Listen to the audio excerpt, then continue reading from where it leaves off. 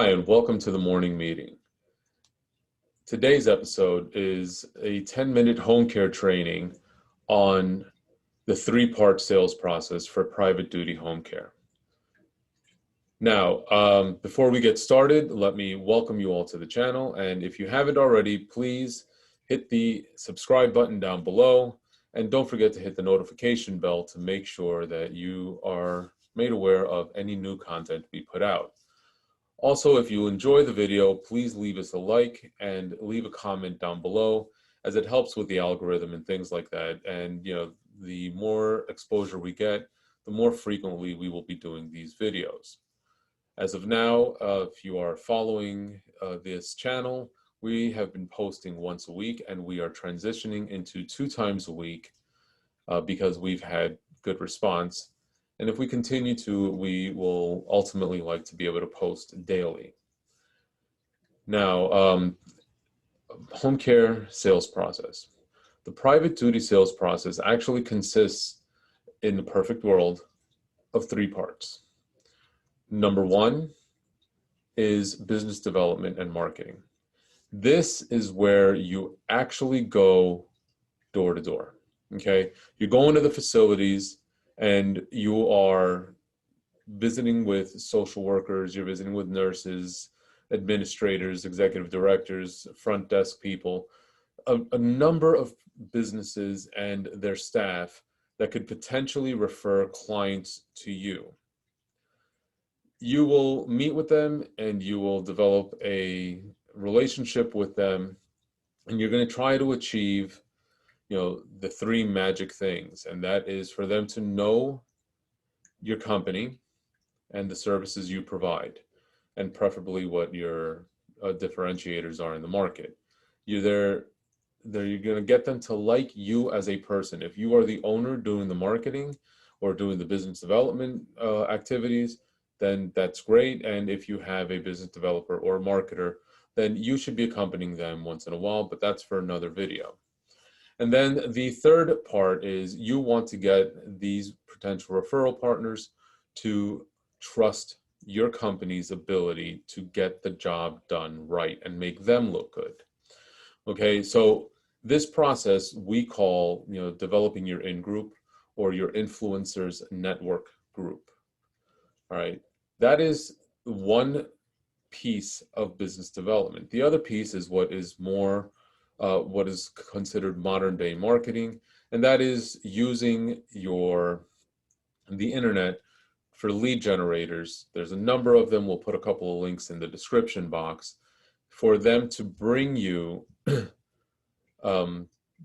send you referrals, preferably qualified. Some of these leads are not the best. It's no different than doing Google AdWords, and some of them are excellent.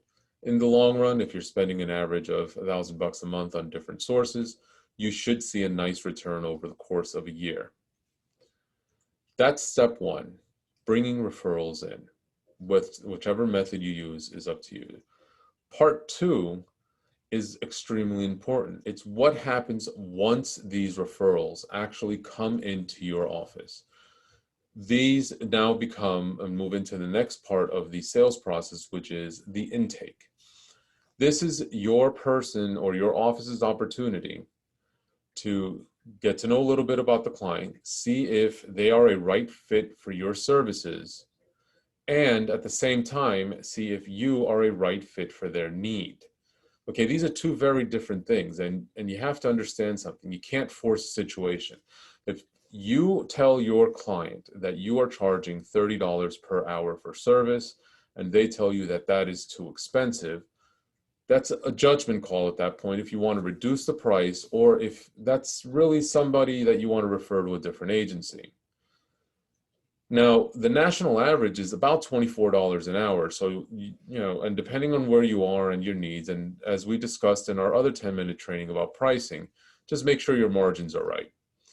And again, I'm never going to tell you to turn away a client. I'm also never going to tell you to take all clients. That is a decision that you have to ultimately make.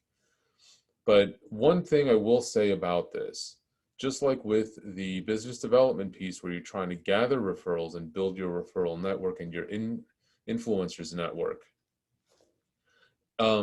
you want, as an owner, to get familiar with everybody that your business developer is dealing with. The similar concept applies to the intake process.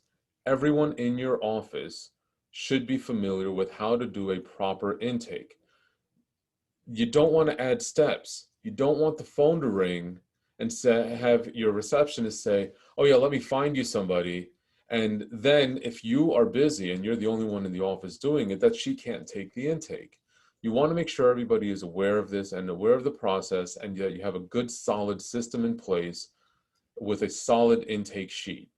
Now, again, there'll be links in the description box below if you do need forms.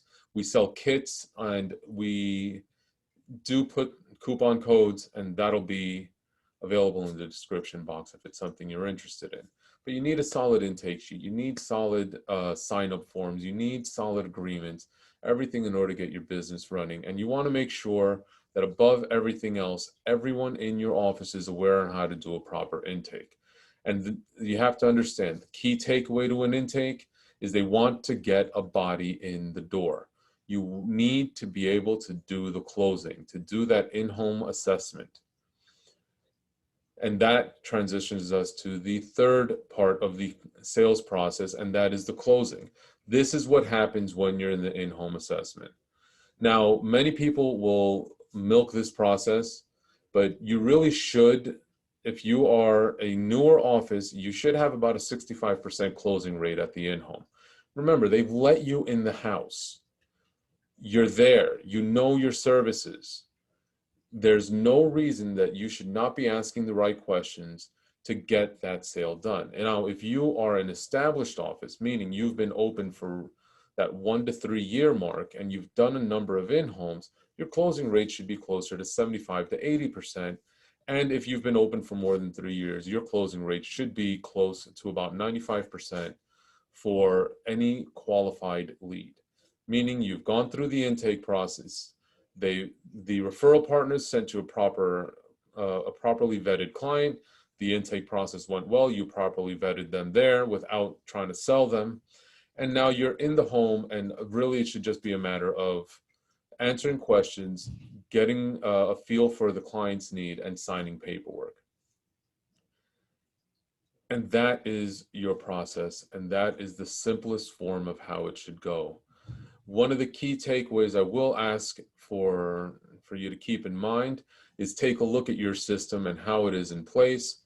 The referrals should be coming in to where, if you have a well-established hold in the community between your digital leads and your referral marketing leads, you should be seeing anywhere from 20 to 40 per month.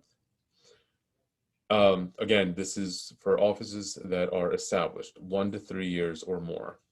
All right. And you should be signing an average, depending on the balance of digital versus referral, direct referrals. You should be signing an average of 1 to 4 clients per month at a minimum for the private pay system. Then your conversion rate on the intake for referral marketing should be, for referral-based marketing, should be about 80% for the conversion from a referral from an intake to an in-home. And for digital leads, it should be right around 20%. And your closing rates we already discussed. So thank you again for watching. This has been your 10-minute home care training. Please, once again, don't forget to hit the subscribe button if you haven't already. Give us a like and let us know what you think in the comments.